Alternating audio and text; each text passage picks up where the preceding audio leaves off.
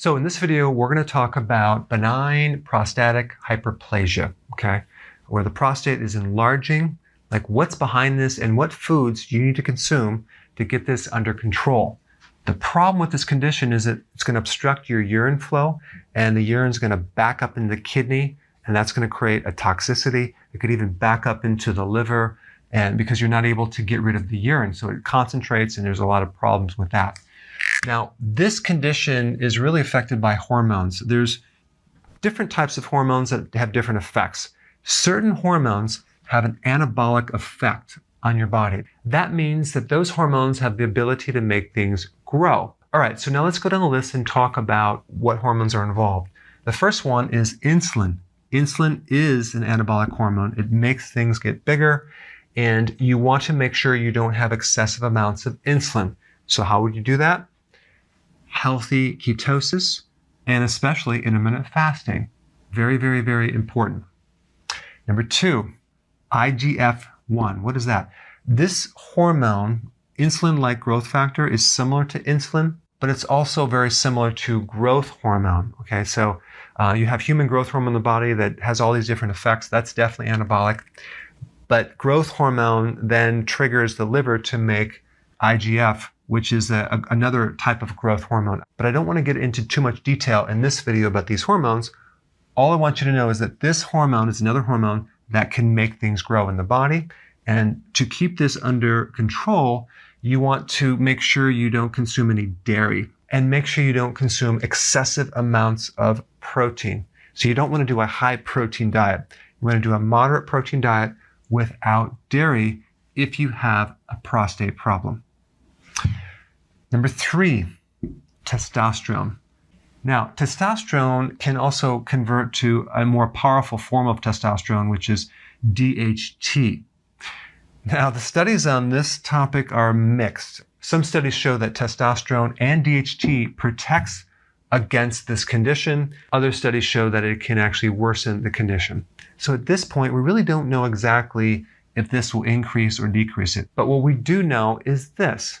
Testosterone is converted to DHT through a hormone called 5-alpha reductase. And some of the most powerful inhibitors of this enzyme help improve an enlarged prostate. And that would be saw palmetto and stinging nettle root. So these are two powerful enzymes that can help lessen the amount of DHT produced. So one point about stinging nettle root, if you're going to do this as a remedy, make sure you do it in larger amounts, not in smaller amounts. All right, let's go to number four, estrogen. I really believe that estrogen is one of the more potent influences of an enlarged prostate in addition to insulin. So these two here have a huge influence on whether you have an enlarged prostate or not. And this hormone right here is a female hormone, but men have a certain amount of estrogen, but they're not supposed to have too much of it. Now, your testosterone can also convert to estrogen in your body through another enzyme, and this could be a problem right here. So the question is, how would you block this enzyme? Well, it just so happens there are inhibitors of this enzyme to lessen the amount of estrogen produced. And the best foods to give you these inhibitors would be the cruciferous vegetables. Now, there's another compound called DIM, which is a very powerful enzyme inhibitor. And DIM is a very concentrated cruciferous compound. So the phytonutrients in cruciferous vegetables, whether you're doing it in a concentrated form or the vegetables themselves, help to inhibit this enzyme and help to lessen the amount of estrogen produced. You also want to be careful of all the other things that can actually raise estrogen in the body. Soy protein isolates in the foods that you eat, or the oils that are GMO, like soy and corn and canola and cottonseed oil, all can actually increase estrogen in the body. And that could be why you have too much estrogen in the body. So you want to do organic foods, wild-caught, grass-fed, pasture-raised eggs, to make sure that we limit the amount of estrogen in the body.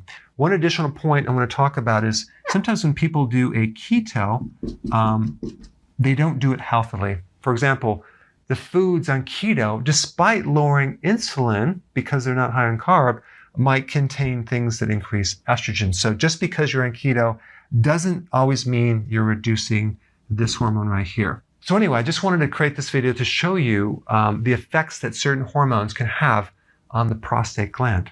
Thanks for watching. So if you want more knowledge on how to create a healthy body, subscribe now and get daily notifications. Daily notifications, that sounds weird. Well, I'll just remind you on a daily basis. How about that?